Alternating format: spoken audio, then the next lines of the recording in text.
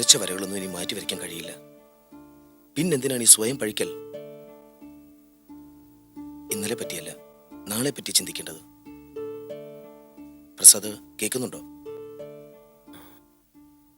കേൾക്കുന്നുണ്ട്. പിന്നെ കമ്പനി പോകുമെന്ന് പറഞ്ഞിട്ട് പോയിരുന്നോ? ഇല്ല, വേണമെങ്കിൽ MD ഫോണിൽ വിളിച്ച് സംസാരിക്കായിരുന്നു. പക്ഷേ അത് മര്യാദയല്ല. നേരിട്ട് തന്നെ കാണണം. കേസ് സെറ്റിൽ ചെയ്യാനുള്ള തുക ശരിയായിട്ടുണ്ടോ? ഇല്ല, അത് ഉടനെ ശരിയാക്കണം. പ്രസാദേ, നിന്നെ കാണാൻ ആരോ വന്നിരിക്കുന്നു. വാ. നിങ്ങൾ അങ്ങോട്ട് ഇരിക്കേ, അവൻ ഇപ്പൊ വരും.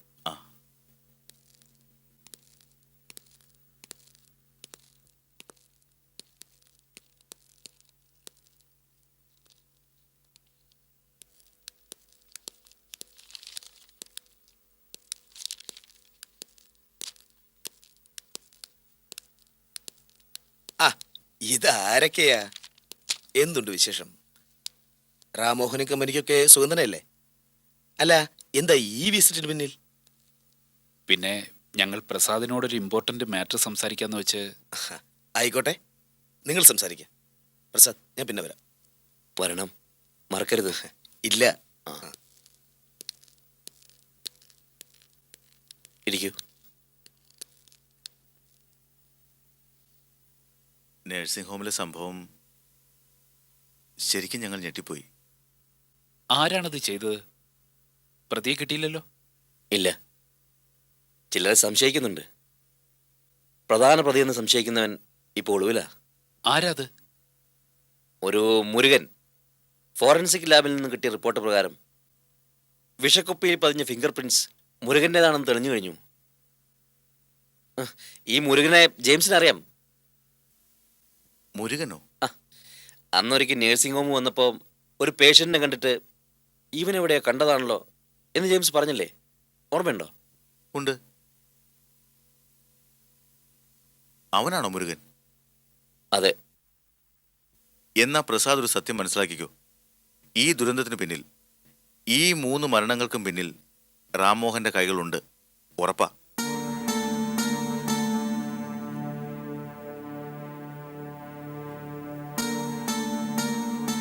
എങ്ങനെ?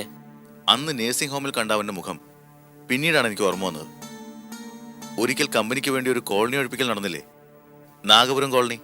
ഉവ്വ്. അന്ന് ആ ഒഴിപ്പിക്കൽ പരിപാടിക്കായി റാംമോഹൻ വാടകയ്ക്കെടുത്ത ഗുണ്ടകളിൽ ഈ മുരുകനും ഉണ്ടായിരുന്നു. സത്യമാണോ ജെയിംസ്? നുണ പറഞ്ഞ് ഈ കാര്യത്തിൽ എനിക്കൊന്നും നേടാനില്ല. ഞാൻ ആണയിട്ട് പറയുന്നു, മുരുകൻ നേഴ്സിംഗ് ഹോമിൽ കടക്കാൻ കാരണം റാംമോഹൻ തന്നെയാണ്. റാമിന്റെ ആജ്ഞയാണ് മുരുകൻ നടത്തിക്കൊടുത്തത്. പക്ഷേ സ്വന്തം അനിയത്തിയോട് റാംമോഹൻ അത്ര ഒരു ക്രൂരത ചെയ്യുമോ? ഏറ്റവും അടുപ്പമുള്ളവരെയാണ് അവൻ ആദ്യം ചതിക്കുക. ഞങ്ങളെ ചതിച്ചവനാണ് അവൻ. ചിരിച്ചുകൊണ്ട് ചതിച്ചവൻ. ഒരേ സമയം അനിയത്തിയോടും പ്രസാദിനോടും പ്രതികാരം ചെയ്യാനായിരുന്നു അവന്റെ പ്ലാൻ. പക്ഷേ ആ ചതിയിൽ നിന്നും പ്രസാദ് എങ്ങനെയോ രക്ഷപ്പെട്ടു. പകരം മരിച്ചത് വേറെ ഏതോ 3 രോഗികളായിപ്പോയി.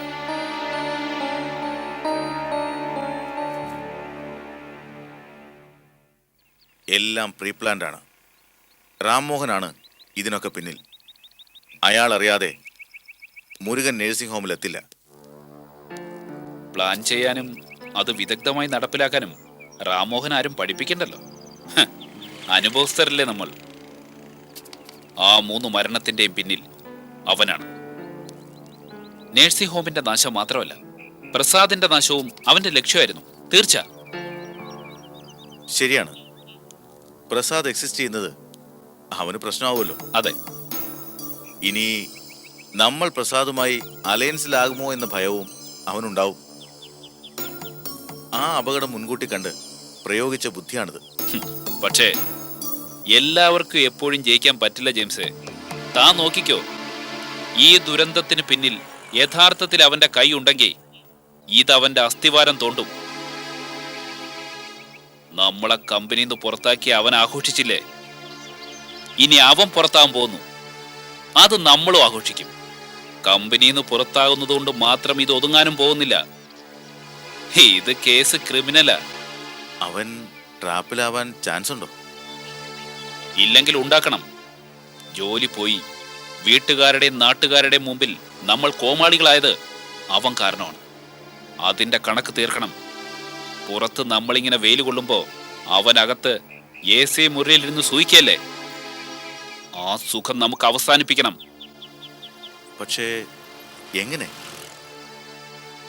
ഈ കേസിൽ നമ്മളൊന്ന് ഇടപെടുന്നു. നമ്മൾ CI കാണുന്നു. അറിയാവുന്നതൊക്കെ CIയോട് പറയുന്നു. അയാള് നമ്മൾ പറയുന്നത് വിശ്വസിക്കൂ? വിശ്വസിക്കുന്ന രീതിയിൽ പറയണം. അവന്റെ ബാക്ക് ഹിസ്റ്ററി അടക്കം. പക്ഷേ അത് ഇനിയിപ്പോ നമ്മൾ പറയുന്നത് മുഴുവനായും CI വിശ്വസിച്ചില്ലെങ്കിലും ഒരംശം, ഒരു തരി മനസ്സിൽ ശേഷിച്ചാൽ മതി. അത് കിടന്ന് വളർന്ന് വലുതായിക്കൊള്ളും. അതാ പോലീസിന്റെ മനസ്സ്. എങ്കിൽ പിന്നെ താമസിക്കണ്ട. ഇതൊരു ഉഗ്രൻ ചാൻസ് ആണ് നമ്പൂരി. അതെ, ഇതിനപ്പുറമൊരു ചാൻസ് നമുക്ക് കിട്ടില്ല. അതുകൊണ്ട് ഇനി നമ്മുടെ പരിപാടി CIയെ കാണുക. ഓക്കേ? ഓക്കെ.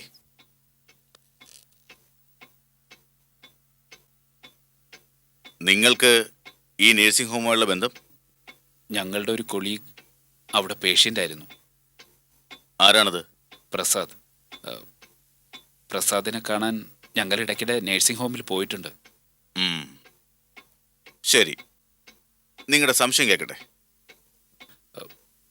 ഭക്ഷണത്തിൽ വിഷം കലർന്ന് 3 പേർ മരിച്ചതിന്റെ പേരിൽ ഒരു മുരുകനെ പോലീസ് ഇപ്പോൾ സംശയിക്കുന്നില്ലേ? ആ, അയാൾ ശരിക്കും ഒരു വാടക കൊണ്ടയാണ്.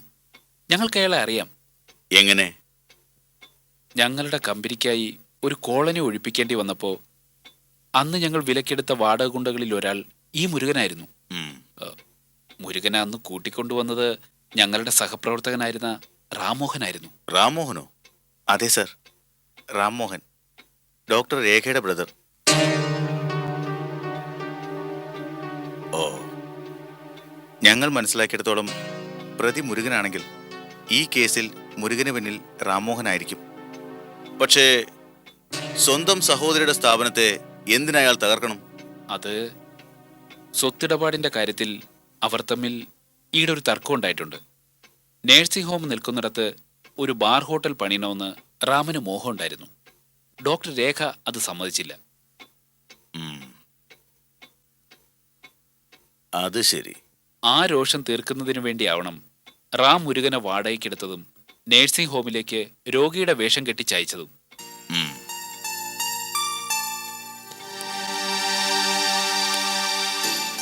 അപ്പോ നിങ്ങൾ പറഞ്ഞു വരുന്നത് മുരുകൻ ഒരു രോഗിയല്ലെന്നാണോ? അതെ സർ. പിന്നെ എങ്ങനെ അയാൾ അവിടെ അഡ്മിറ്റായി? ഡോക്ടർ രേഖയ്ക്ക് ഇതൊന്നും മനസ്സിലാക്കാനുള്ള കഴിവില്ലെന്നാണോ?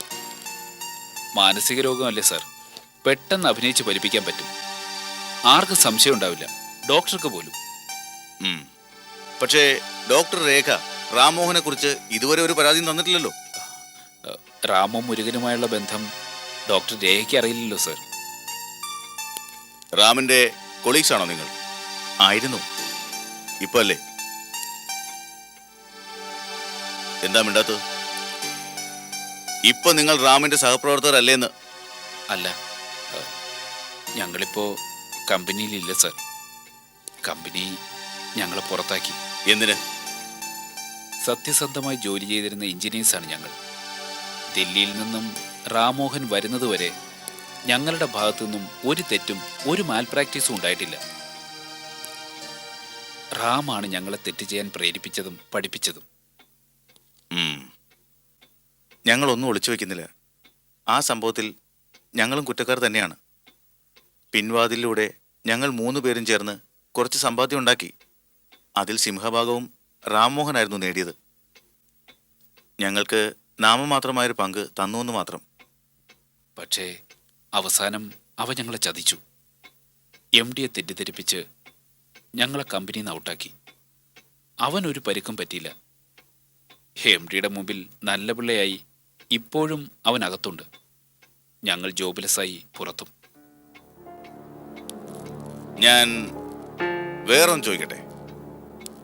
നിങ്ങൾ രണ്ടാളും ചേർന്ന് കമ്പനിയെ വഞ്ചിച്ചു. റാംമോഹൻ അത് കണ്ടുപിടിച്ച് MD അറിയിച്ചു. MD നിങ്ങളെ ഡിസ്മിസ് ചെയ്തു. അതല്ലേ വാസ്തവം? അല്ല സർ, അതല്ല വാസ്തവം. അവൻ ഞങ്ങളെ കരുതിക്കൂട്ടി ചതിച്ചതാണ്. എന്ന് ഞാൻ വിശ്വസിക്കണോ? വേണ്ട സർ, സാറ് ഞങ്ങൾ വിശ്വസിക്കണ്ട. പക്ഷെ അവനെക്കുറിച്ച് കൂടുതൽ അന്വേഷിക്കുകയാണെങ്കിൽ മറ്റൊന്നുകൂടി സാറിന് മനസ്സിലാവും. എന്താ അത്? അവൻ്റെ ചതിയിലും ഗൂഢാലോചനയിൽപ്പെട്ട് കമ്പനിയിൽ നിന്നും പുറത്തായ ഒരാളെ പറ്റി. ആരായാൾ? റാംമോഹനേക്കാൾ 100 ഇരട്ടി എഞ്ചിനീയറിംഗ് സ്കില്ലുള്ള പ്രസാദ്.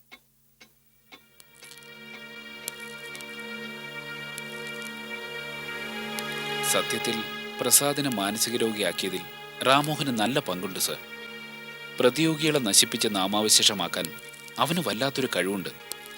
തൻ്റെ ഉയർച്ചയ്ക്ക് തടസ്സമായി നിൽക്കുന്ന ആരെയും അവൻ ഇല്ലായ്മ ചെയ്യും. പ്രസാദിന്റെ രോഗം ഭേദമാകുന്നതിൽ റാംമോഹന് നല്ല ടെൻഷനുണ്ടായിരുന്നു. പ്രസാദിനെ നേഴ്സിംഗ് ഹോമിൽ നിന്ന് പറഞ്ഞു വിടണമെന്ന് റാം അനിയത്തിയോട് പലവട്ടം ആവശ്യപ്പെട്ടിരുന്നു. എന്തിന്? രോഗം മാറി പ്രസാദ് വീണ്ടും കമ്പനിയിലേക്ക് തിരിച്ചു വന്നാൽ സ്വന്തം കസേര പോകുമെന്നുള്ള ഭയം. മൊത്തത്തിൽ കൂട്ടി വായിച്ചാൽ ഒരു കാര്യം വ്യക്തമാണ് സർ. നേഴ്സിംഗ് ഹോമിന്റെ തകർച്ചയ്ക്കൊപ്പം പ്രസാദിന്റെ മരണവും റാംമോഹനെയും ചെയ്തിരുന്നു. ഞങ്ങൾ പറഞ്ഞത് വിശ്വാസമായില്ലെങ്കിൽ റാംമോഹന്റെ നീക്കങ്ങൾ നിരീക്ഷിച്ചാൽ സാറിന് മനസ്സിലാക്കാൻ കഴിയും ആ ക്രിമിനൽ മൈൻഡിന്റെ ചലനങ്ങൾ. പുറമേ ചിരിയും അകത്ത് കഠാരയും. അതാണ് സാർ റാംമോഹൻ. അനുഭവത്തിന്റെ വെളിച്ചത്തിലാണ് ഞങ്ങൾ പറയുന്നത്.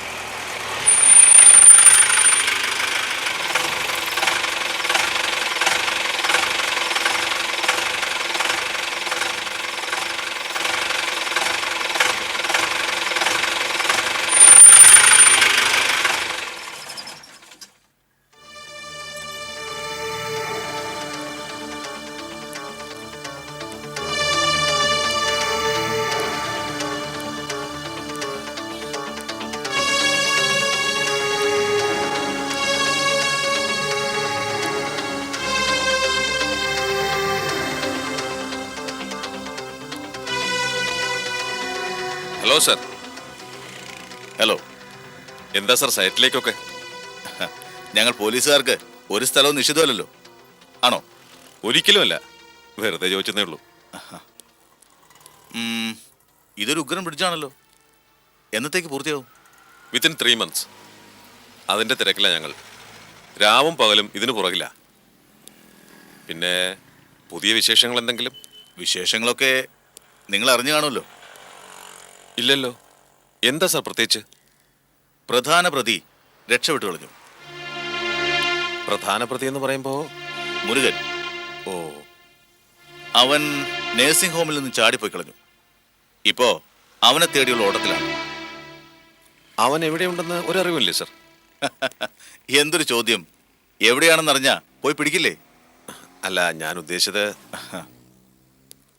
അന്വേഷണം ഊർജിതമാക്കിയിട്ടുണ്ട്.